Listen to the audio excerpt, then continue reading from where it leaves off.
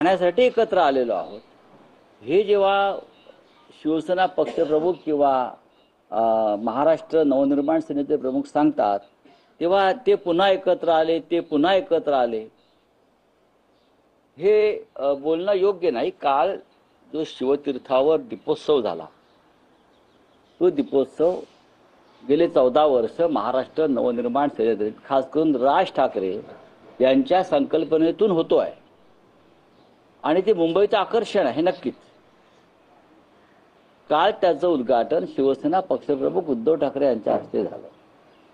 राज आणि उद्धवजी यांनी मराठी जनतेला अभिवादन केलं आणि मराठी ऐक्याचा हा दीपोत्सव आहे असंही सांगितलं, आनंदोत्सव आहे। अशा असंख्य दिवाळ्या किंवा दीपोत्सव मराठी माणसाच्या जीवनात येवो, ही मराठी माणसाची भावना आहे।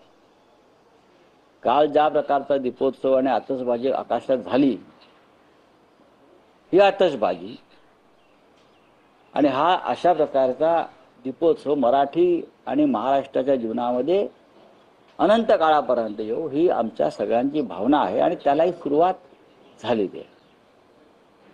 कालचं वातावरण अत्यंत उत्साही आणि आनंदी होतं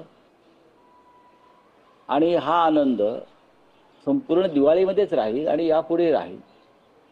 यापुढे महाराष्ट्राच्या आणि मराठी माणसाच्या प्रत्येक प्रश्नात आणि संघर्षात राज आणि उद्धव ठाकरे हे एकत्रितपणे काम करतील आणि मराठी माणसाला आणि महाराष्ट्राला वैभवाचे दिवस प्राप्त करून देतील, ही या दीपोत्सवाचा संदेश आहे कालच्या। यापेक्षा तुम्हाला काय हवंय? उत्तम चाललंय, उत्तम चालू द्या। तुम्ही सगळ्यांनी मराठी माणसाने शुभेच्छा दिल्या पाहिजेत। नाही राऊत साहेब, तुम्ही असं म्हणालात की महाराष्ट्राच्या प्रत्येक प्रश्नावर आता राज ठाकरे उद्धव ठाकरे एकत्र पाहायला मिळतील। अशा वेळेस राजकीय पटलावर एक प्रश्न विचारला जातोय, तुम्ही म्हणाल की याची चिंता तुम्ही करू नका, पण काँग्रेस एनसीपी शरद पवार गटाचं मग काय?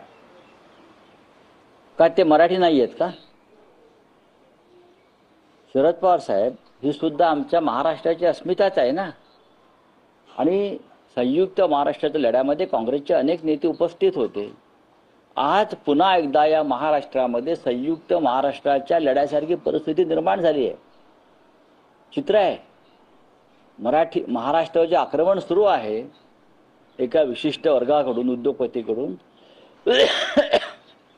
मुंबई गिळण्यासाठी, ते पाहता ही प्रत्येक मराठी नेत्याची जबाबदारी आहे आणि ती प्रत्येकाने पाळली पाहिजे। आणि राष्ट्रवादी काँग्रेस किंवा काँग्रेसमधले महाराष्ट्रातले पुढारी या लढाईमध्ये कुठेच मागे राहणार नाहीत। या लढाईमध्ये फक्त महानगरपालिकेतल्या जागा वाटप हा प्रश्न नाही आहे। मतदार यादीतला जो घोटाळा आहे हा सुद्धा महाराष्ट्र आणि मराठी माणसाची पिछेहाट करण्यासाठी केलाय भाजपनं आणि त्यांच्या लोकांनी। एकत्र आलो ना, आम्ही एकत्र आलो, आम्ही आवाज उठवला, आम्ही त्याच्यावर संघर्ष करायला तयार आहोत, आम्ही रस्त्यावर उतरायला तयार आहोत।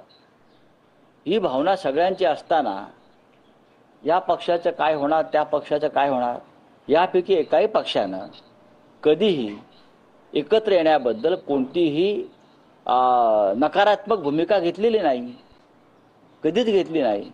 बाळासाहेब थोरात, विजय वडेट्टीवार, वर्षाताई गायकवाड असे नेते या आमच्या निवडणूक आयोगाच्या शिष्टमंडळामध्ये आणि चर्चेच्या वेळी उपस्थित राहिले, भविष्यात सुद्धा राहतील। स्वतः शरद पवार साहेब होते, दुसऱ्या दिवशी जयंत पाटील आणि शशिकांत शिंदे होते। अजून काय पाहिजे आपल्याला? नाही, पण काँग्रेसचं महाराष्ट्रातलं जे सगळ्यात मोठं पद आहे प्रदेशाध्यक्ष पद, ते हर्षवर्धन सपकाळ मात्र या सगळ्या डेलिगेशन पासून लांब राहतात किंवा ते असं म्हणतात की आमच्याकडे मनसेला सोबत घेण्यासंदर्भातला कुठला प्रस्तावच नाही। पण अजून हा प्रस्ताव दिलेलाच नाही ना कुठे। अशा प्रकारचा प्रस्ताव जो असतो तुम्ही म्हणताय हा त्यांचा प्रश्न आहे, इतर कोणाचा प्रश्न नाही आहे। हा त्यांचा राष्ट्रीय पक्ष आहे, त्यांची वर्किंग कमिटी असते, त्यांची स्क्रीनिंग कमिटी असते, त्यांची स्टेट कमिटी असते, बरं का, मग त्यांची स्टेट कमिटीची वर्किंग कमिटी असते। अशा प्रकारचा हा राष्ट्रीय पक्ष असल्यामुळे आमच्याकडे तसं नाही आहे किंवा राज ठाकरे साहेबांकडे तसं नाही, उद्धव ठाकरे साहेबांकडे तसं नाही। शरद पवारांकडे तसं नाही. आम्ही आला निर्णय घेतला, निर्णय गेलो पुढे. तो खूप मोठा पक्ष आहे, स्वातंत्र्य चळवळीतला पक्ष आहे आणि अजून त्याच काळात तो वावरतोय. राऊत साहेब, शिवाजी पार्क पासून टिळक भवनापर्यंत जाईपर्यंत हिंदुत्वाचा रंग विरलाय असं आशिष शेलारांनी दोन्ही ठाकरे बंधूंवरती टोला लगावला. त्यांना सांगा राज ठाकरेकडे चहा प्यायला जाऊ नका. त्यांना सांगा राज ठाकरेंकडे उगाच चहा प्यायला जाऊ नका, नाटक करायला. दोघांचे रंग पक्के आहेत. ठाकरेंचा रंग खरडून काढण्याचा प्रयत्न कोणी करू नये, ते पक्के रंग आहेत. भारतीय जनता पक्षाचा रंग राहिलाय का? भारतीय जनता पक्षाचा रंग हा भ्रष्टाचाराचा रंग आहे, काँग्रेसचा रंग आहे. भारतीय जनता पक्षामध्ये 90% काँग्रेस आहे आणि राष्ट्रवादी काँग्रेस आहे की नाही हे शेलारांनी सांगावं. सांगावं ना. भारतीय जनता पक्षामध्ये स्वतःचं नेतृत्व राहिलंय का? मला आश्चर्यच वाटतं. हे सगळे काँग्रेस आणि एनसीपीतून वगैरे आले लोकांना म्हणतात हे भाजपचे नेते आहेत. अरे कालपर्यंत आमच्याच छत्राखाली होते सगळे हे. आणि हा अमुक अमुक अमुक काँग्रेसचा, आता शिवाजीराव कर्डिले वारले काल, भाजपचे नेत्यांचं निधन कसं